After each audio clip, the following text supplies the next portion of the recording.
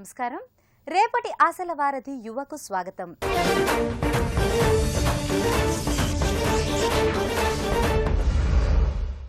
Group 2 screening టెస్ట్లో రాష్ట్ర విభజన అనంతరం సమస్యలు, పరిణామాలపై కీలక ప్రశ్నలు వచ్చే అవకాశం ఉంది. ఈ నేపథ్యంలో ఆంధ్రప్రదేశ్ పునర్విభజన చట్టం, ఆ చట్టంలోని కీలకాంశాలు, ఆస్తులు పంపకాలు, తాజాగా చర్చకు వస్తున్న విషయాలకు సంబంధించి అభ్యర్థులకు ఎలాంటి అవగాహన ఉండాలో ఇవాల్టి యువ విజయభవలో తెలుసుకుందాం.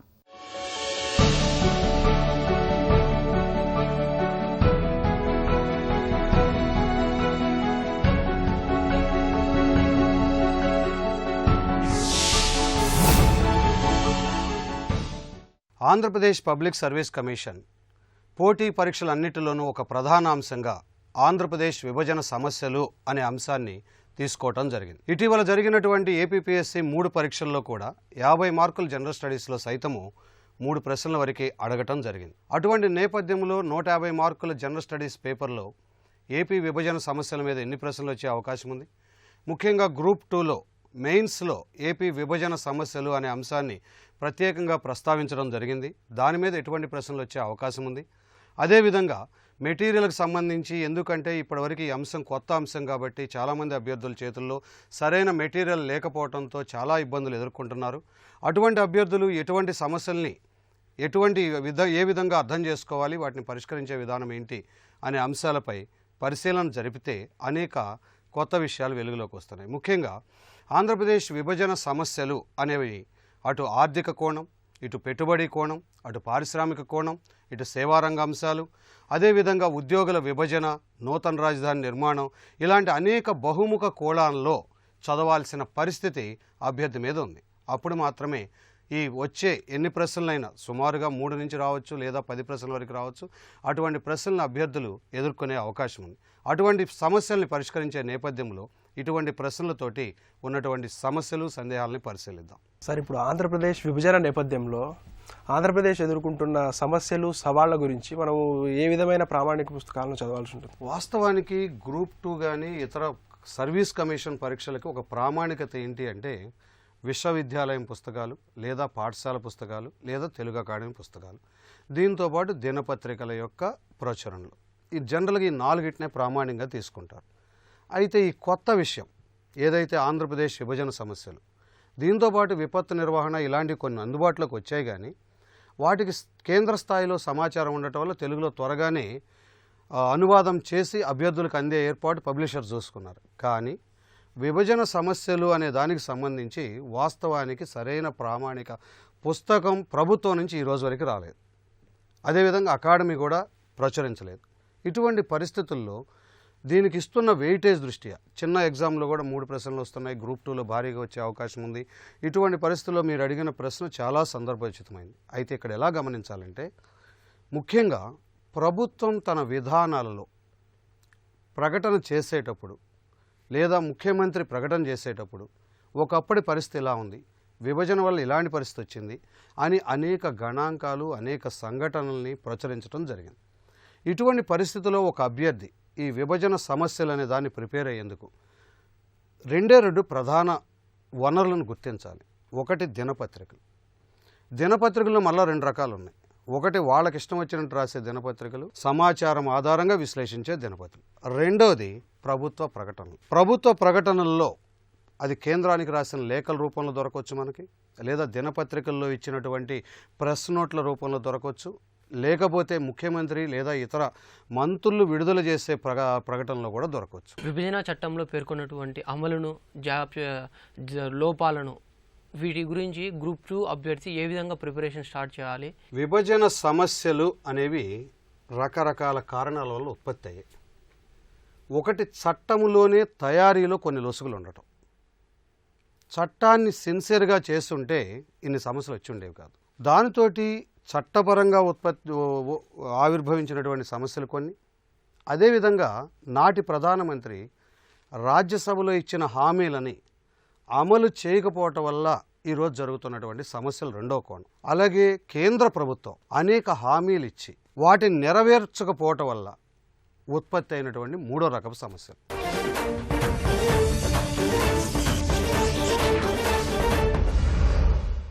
ఆంధ్రప్రదేశ్ అనేక సవాళ్లతో కొత్తగా రూపుదిద్దుకుంటున్న రాష్ట్రం. ఈ నేపథ్యంలో రాష్ట్ర విభజనకు సంబంధించిన భిన్న కోణాల్లో ప్రశ్నలు రావచ్చు. విభజన చట్టంలో నవ్యాంధ్రకు ఇచ్చిన హామీలు, ప్రత్యేక హోదా, నూతన రాజధాని, రెవెన్యూ లోటు, షెడ్యూల్ 9, 10, 13లో ఉన్న అంశాలకు సంబంధించి అభ్యర్థులు ఎలా సిద్ధమవ్వాలో నిపుణుల ద్వారా తెలుసుకుందాం.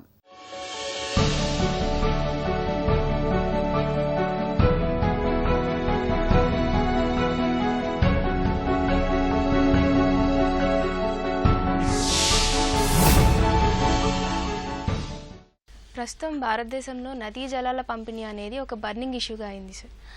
ఈ నేపథ్యంలో విభజనానంతర సమస్యలు గురించి, నదీ జలాల పంపిణీ, రివర్ ట్రిబ్యునల్స్, ఆంధ్రప్రదేశ్కు సంబంధించిన అంశం గురించి జ్ఞానం ఎంతవరకు పెంచుకోవాలి సార్? జలవనరులు, వాటి వినియోగం అనేది అతి సున్నితమైన సమస్య. మొన్న మనం కావేరీ ఉదంతంలో చూసాం. సుప్రీంకోర్టు యొక్క ఉత్తర్వుని కాదన్నది కర్ణాటక. దాని ఫలితంగా తమిళనాడు, కర్ణాటకల్లో జరిగిన విధ్వంసం అంతా గమనించాం. ఆర్టికల్ 263 ప్రకారం సంక్రమించినటువంటి అధికారాలతో చివరికి కేంద్రం జోక్యం చేసుకుని వాళ్ళిద్దరిని శాంతిపరచాల్సి వచ్చింది. ఇటువంటి పరిస్థితుల్లో ఆ ఒక్క ఇన్సిడెంట్ని మనం తీసుకుంటే ముందు జాతీయ స్థాయిలో ఆలోచిద్దాం, తర్వాత ఆంధ్రప్రదేశ్ స్థాయిలోకి వద్దాం. సుప్రీంకోర్టు ఇచ్చిన ఉత్తర్వును ఒక రాష్ట్ర ప్రభుత్వం ఎలా కాదనగలదు? అక్కడ 3 సార్లు రివ్యూ చేసింది. కాదంటే రాజ్యాంగం ఏం పరిష్కారాన్ని ఇస్తుంది? కేంద్ర ప్రభుత్వం యొక్క పాత్ర ఏంటి? ట్రిబ్యునల్ యొక్క బాధ్యత ఏమిటి? అసలు కావేరీ జలాలను పరిష్కరించడంలో ఎందుకు కేంద్రం విఫలమైంది? అక్కడ అసలు మనకి ఇక్కడ బ్రిజేష్ కుమార్ ట్రిబ్యునల్ కృష్ణా జలాల పంపిణీలో ఉన్నట్టుగా కావేరీ ట్రిబ్యునల్ అనేది ఒకటి ఉందా? ఇలా అభ్యర్థి ఆలోచించడం మొదలుపెట్టినప్పుడు అటు రాజ్యాంగం, ఇటు చట్టాలు, ఇటు వాస్తవంగా ట్రిబ్యునల్స్, ఇలాంటివన్నీ కూడా పరిష్కారం ఉంటుంది. ఇటీవల కాలంలో జలవనరుల నిపుణులు ఏమంటున్నారు? జల కొరత అనేది దేశవ్యాప్తంగా ఉంది. ఒక విషయం ధృవీకరించారు. దాన్ని పరిష్కరించాలంటే నదుల అనుసంధానమే ఒక మేలైనటువంటి విషయము. ఆ దిశగా కేంద్ర రాష్ట్ర ప్రభుత్వాలు మీరు పరిష్కరించండి అని. అంటే మనం ఈ ఆలోచనలోంచి, జలవనరులు, వాటి సంఘర్షణలోంచి ఒక పరిష్కార మార్గాన్ని తీసుకున్నప్పుడు నదుల అనుసంధానం అనేది ఒకటి. ఆ నదుల అనుసంధానంలో మన ఆంధ్రప్రదేశ్లో జరిగినటువంటి ఒక పరిణామం పట్టిసీమ ప్రాజెక్ట్, రైట్? కృష్ణా గోదావరి జలాలని అనుసంధానం చేశాం. ఇలా ఒక పరిష్కారం, సమస్య పరిష్కారము, దాన్ని ఆంధ్రప్రదేశ్లో ఎలా అమలు చేశాం. తద్వారా ఇప్పుడు ఇవాళ చూడండి, కృష్ణా డెల్టాలో 2వ పంట వేసి మళ్ళీ వాళ్ళ పంటలు పండించి రైతులు చాలా సంతోషంగా ఉన్నారనే ఒక వార్త వచ్చింది. అంతకన్నా సంతోషం గవర్నెన్స్లో, గుడ్ గవర్నెన్స్లో కావాల్సిన విషయం ఏముంటుంది అని అభ్యర్థి ఆలోచించడం మొదలు పెడితే మీకు గుడ్ గవర్నెన్స్ కూడా రిలేటెడ్ లింక్ దొరుకుతుంది దీంట్లో. ఇక ఆంధ్రప్రదేశ్కి సంబంధించినంతవరకు విభజన సమస్యల్లో జలవనరులు అనే విషయానికి వస్తే, వాస్తవానికి గోదావరి జలాల్లో దాదాపుగా మనకి 1000 టీఎంసీల నీరు వృధాగా సముద్రంలో కలిసిపోతుంది. అందువల్ల గోదావరికి సంబంధించినంతవరకు ఆంధ్ర, తెలంగాణల మధ్య వివాదము అనేది అవసరం లేదు. ప్రతిసారి వృధా అయిపోతున్న జలాలు ఏవైతే ఉన్నాయో వాటిని పరిగణలోకి తీసుకోకుండా ఇలా వాదిస్తున్నారేంటి అని మనం ఆలోచించక్కర్లేదు. అదంతా కూడా ఒక చెక్స్ అండ్ బ్యాలెన్స్ ఫార్ములా కింద మనం తీసుకోవాలి. ఏపీ రాజధాని కోల్పోయింది సార్, అలాగే మళ్ళీ పునర్నిర్మించుకుంటుంది.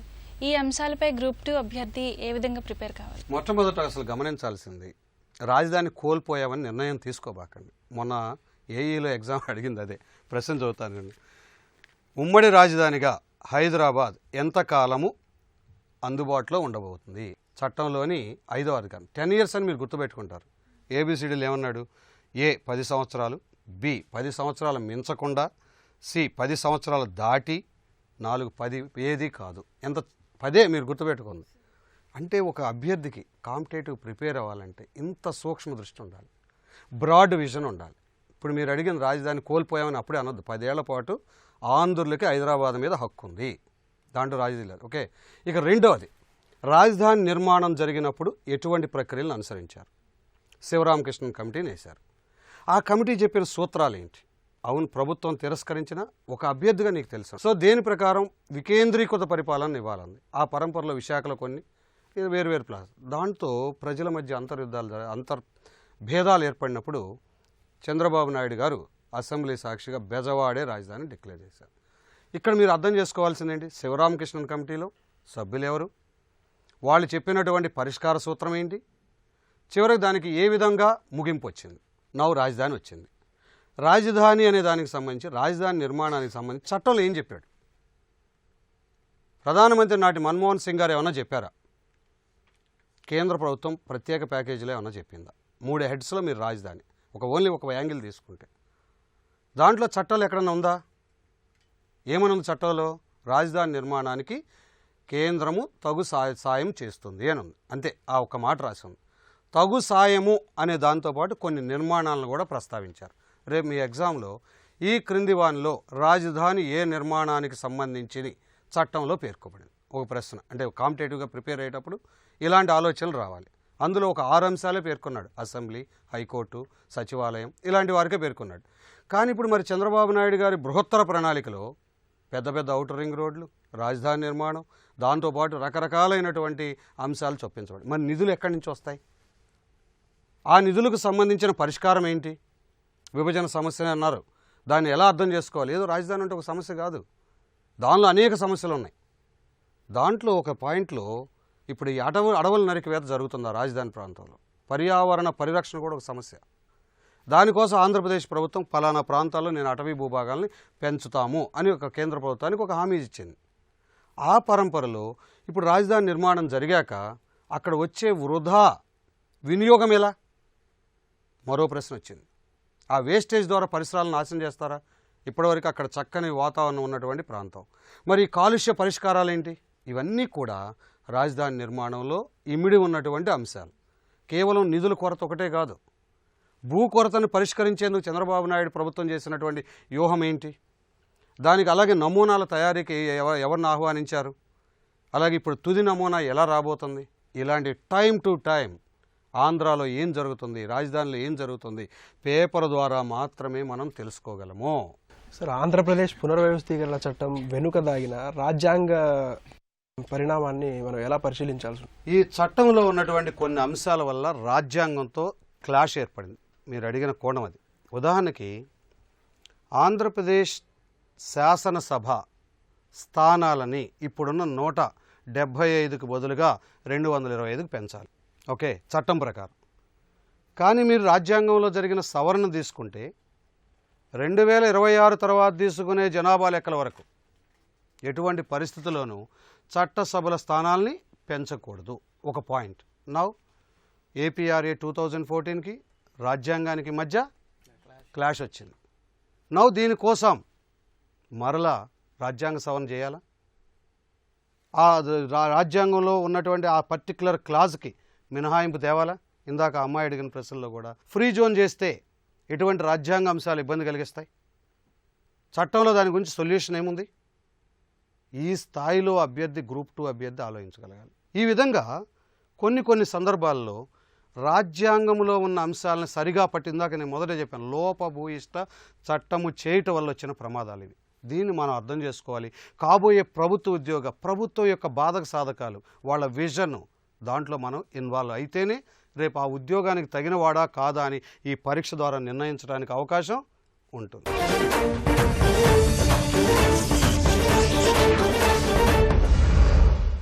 గ్రూప్ 2లో పేర్కొన్న సిలబస్కు అనుగుణంగా నూతన రాష్ట్రం సవాళ్లు, అభివృద్ధి ప్రణాళికలపై పూర్తి స్థాయిలో పట్టు పెంచుకుంటే అభ్యర్థి మంచి మార్కులు పొందవచ్చని అంటున్నారు నిపుణులు.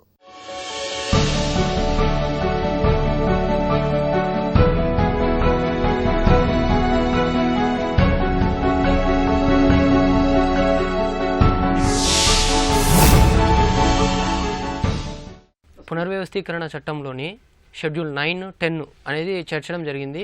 ఇందులో ఈ మధ్య న్యూస్ ఛానల్స్లో, వార్తాపత్రికల్లో, దినపత్రికల్లో ఇవి ఎక్కువ వస్తున్నాయి.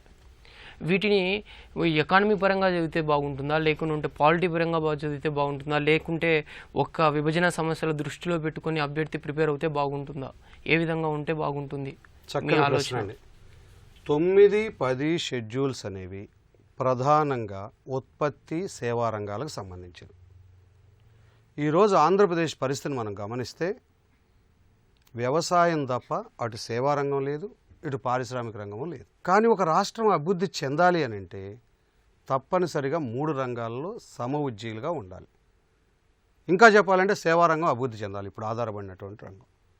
మరి 9, 10 షెడ్యూల్స్ ద్వారా ఏర్పడినటువంటి ఆనాటి సంస్థలు ఏవైతే ఉన్నాయో సుమారుగా 1,00,000 మందికి ఉపాధి ఇచ్చాయి. ఇప్పుడు తెలంగాణ ప్రభుత్వ వాదనని మనం పరిగణలోకి తీసుకుంటే ఇక్కడ ఉన్నటువంటి ఉద్యోగాల్లోంచి ఆంధ్ర వాళ్ళు వెళ్ళిపోవాలి అంటే ఉపాధి ఒక ప్రశ్న. 2, ఈ ఉత్పత్తులన్నీ కూడా మనం ఇక్కడనే ఈ ప్రాంతం నుంచే కొనుక్కోవాలి. రెండో ప్రశ్న. అంటే మీకు ఆలోచించాల్సిన విధానం. దీనివల్ల ఆంధ్రప్రదేశ్ ఆర్థిక వ్యవస్థలో రావలసిన పన్నులు రాకపోగా వినియోగం పెరగటం వల్ల అధికంగా ఎక్కువ ఖర్చు జరగడానికి ప్రమాదం ఉంది. ఇటువంటి పరిస్థితుల్లో 9, 10 షెడ్యూల్స్ అనేవి ఇందాక చెప్పినట్టుగా మీరు ఆర్థికపరమైన అంశం కూడా, ప్రధానంగా ఆర్థికపరమైన అంశం. అందుకనే కేంద్ర ప్రభుత్వం ఆస్తుల పంపిణీకి 9వ షెడ్యూల్ కోసం షీలా బేడే కమిటీని, తర్వాత 10వ షెడ్యూల్ కోసం కూడా వేసి విభజించమని చెప్పింది. అయితే రాష్ట్ర ప్రభుత్వాల మధ్య ఉన్న వైరుధ్యం వల్ల కానీ లేదా స్వార్థం వల్ల కానివ్వండి, మొత్తం మీద ఇప్పటికీ ఆ విభజన జరగలేదు. అందుకని మొన్న ఏడబ్ల్యూ ఎగ్జామ్లో అడిగినటువంటి ఒక ప్రశ్న నేను చదువుతాను. ఏ విధమైనటువంటి ధోరణి వాళ్ళు అనుసరిస్తున్నారు అనే దాన్ని మీకు అర్థమయ్యేలా చెప్తాను. ఏ సంస్థ కేసులో ఏపీఆర్ఏ 2014 ప్రకారం ఆస్తుల విభజన 2 రాష్ట్రాలు జనాభా నిష్పత్తిలో పంచుకోవాలని అత్యున్నత న్యాయస్థానం ఆదేశించింది? ఓ ప్రశ్న అడిగాడు ఇప్పుడు మీరు అడిగింది. ఆస్తులు ఏంటి ప్రధానంగా?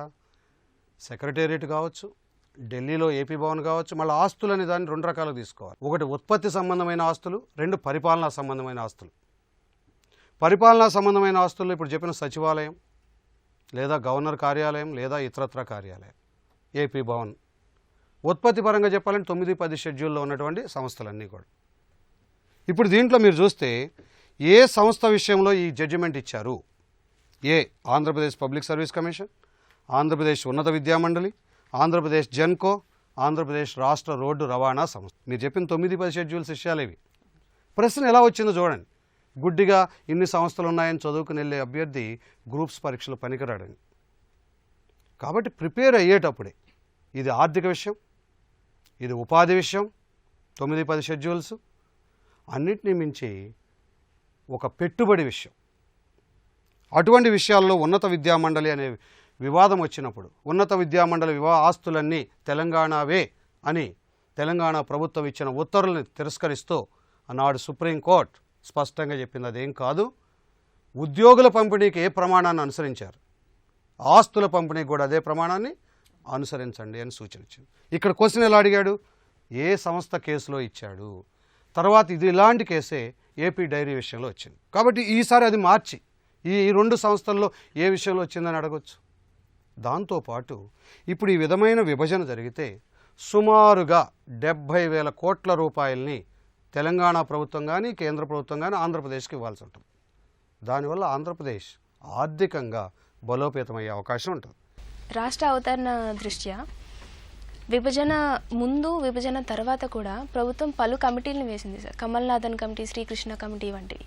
ఆ కమిటీల పైన ఎంత లోతుగా ఎంతవరకు అవగాహన పెంచుకోవాలి? ఒకటమ్మా, శ్రీకృష్ణ కమిటీ విషయానికి వస్తే దాని చాప్టర్స్ వారీగా ఏముందో చూసుకుని వదిలేసేయండి. ఎందుకంటే అది ఒక ఉద్గ్రంథం. మనం కాంపిటేటివ్ పరీక్ష ప్రిపేర్ అవుతున్నాం, మనం ఏం రీసెర్చ్ చేయట్లా ఆ విషయం అనేది మొట్టమొదటి పాయింట్ ఉండాలి. చాలా పైన సభ్యులు ఏమున్నారు, ఏ చాప్టర్లో ఏం చెప్పాడు, కీలకమైన అంశాలు ఏంటి, ఒక కాన్ఫిడెన్షియల్ డాక్యుమెంట్ ఏ చాప్టర్ విషయంలో ప్రస్తావించాడు అంతవరకు చదివితే చాలు. ఇప్పుడు నేను గమనిస్తున్నాను లాస్ట్ 3 ఎగ్జామ్స్లో ఎక్కడ శ్రీకృష్ణ కమిటీ ఆధారిత ప్రశ్నలు రావటం లేదు. ఎందుకంటే అది ఒక కమిటీ రికమెండేషన్లు ఇచ్చింది, దాని పాత్ర అందరితో అయిపోయింది. ఇక తర్వాత మీరు చెప్పింది Kamalnathan committee, Sheela Bhide committee, Agarwal committee, ఇలాంటి అనేక కమిటీలు ఉన్నాయి, చాలా వాల్యుబుల్ కమిటీ. ఎందుకు ఇవాళ వాటి యొక్క ఫలితాలను బట్టే ఆంధ్రప్రదేశ్ స్థితిగతులు ఆధారపడుతున్నాయి. ఈరోజు సెక్రటేరియట్, డైరెక్టరేట్ల ఉద్యోగులందరూ తరలి వెళ్ళిపోయారు. దానికి ఆధారం కమల్నాథన్ కమిటీ సిఫార్సు, అలాగే సెక్రటేరియట్ ఉద్యోగుల వరకు అగర్వాల్ కమిటీ సిఫార్సు. సార్, విభజన చట్టం ప్రకారం ఆస్తులు, పంపకాలు ఈ విషయాలపై అవగాహన ఎలా పెంచుకోవాలి సార్? పరిపాలనాపరమైన ఆస్తులు, ఉత్పత్తిపరమైన ఆస్తులు, సేవాపరమైన ఆస్తులు. ఒక్కసారిగా ఆంధ్రప్రదేశ్ విభజన పూర్తి అయిపోతే ఆనాడు చట్టంలో అదే ఆలోచించారు. ఈ ఉత్పత్తులు చేసే సంస్థలు, సేవలను అందించే సంస్థలు అక్కడ లేవు కదా. అటువంటి పరిస్థితుల్లో ఒక్కసారిగా వీటిని తెగదించేస్తే ఆంధ్రప్రదేశ్ అన్యాయం అయిపోద్ది అనే ఉద్దేశంతో చట్టాన్ని తయారు చేసేటప్పుడే ఒక నిర్దిష్ట కాలం సేవలను అందించండి అన్నారు ఉమ్మడి రాష్ట్రాలకి. ఉదాహరణకి మొన్న అడిగిన ప్రశ్న చూస్తే ఆంధ్రప్రదేశ్ పునర్వ్యవస్థీకరణ చట్టం 2014 ప్రకారం హైదరాబాద్ నందు గల గ్రేహ్యాండ్ శిక్షణా కేంద్రాన్ని కేంద్ర ప్రభుత్వం నియమించిన తేదీ నుండి ఎన్ని సంవత్సరాలు నిర్వహిస్తుంది? మీరు అడిగిన ప్రశ్నకి చూడండి ప్రశ్నలు ఎంత యాప్టింగ్ ఉన్నాయి అనేది చూసుకోండి. అసలు 9వ షెడ్యూల్ 10వ షెడ్యూల్ బేసిక్ డిఫరెన్స్ ఏంటి? అన్నీ కలిపి ఒకటే షెడ్యూల్ పెట్టేసి ఉండొచ్చు కదా. ఓ ప్రశ్న వేసుకున్నాం మనం, ఆలోచన అక్కడి నుంచి మొదలవ్వాలి. అలా మీరు ప్లాన్ చేసుకోగలిగితే ఇలాంటి ప్రశ్నలు ఎన్ని వచ్చినా కానీ తేలిగ్గా ఆన్సర్ చేయగలరు. కానీ ఒక విషయం ఏంటంటే సాధారణ విద్యార్థులు సాధారణ చదువు ద్వారా ఈ విషయంలో పట్టు సాధించలేరు. నేను ఇందాక మొదట్లోనే చెప్పినట్టుగా మీరు మెలకువలు పాటిస్తే చాలా తేలిగ్గా పట్టు సాధిస్తారు. ఇవే ఒక రకంగా రేపు ర్యాంకింగ్ డిసైడ్ చేసే విభాగంగా కూడా మనం భావించే అవకాశం ఉంటుంది. ఆంధ్రప్రదేశ్ పబ్లిక్ సర్వీస్ కమిషన్ పోటీ పరీక్షల్లో ఒక అతి కీలకమైన అంశంగా, క్లిష్టమైన అంశంగా అభ్యర్థులు భావిస్తున్నటువంటి ఏపీ విభజన సమస్యలు, దాని ద్వారా రాజకీయంగా, ఆర్థికంగా, పరిపాలనా పరంగా ఎదురవుతున్న సవాళ్లు మొదలైన అంశాల మీద అభ్యర్థులు పట్టు సాధించినప్పుడే గ్రూప్ 2 లాంటి పరీక్షలో స్క్రీనింగ్లో కానీ మెయిన్స్లో కానీ మంచి ఫలితాలు సాధించే అవకాశం ఉంటుంది. మరో అంశంతో రేపటి యువలో మళ్ళీ కలుసుకుందాం. నమస్కారం.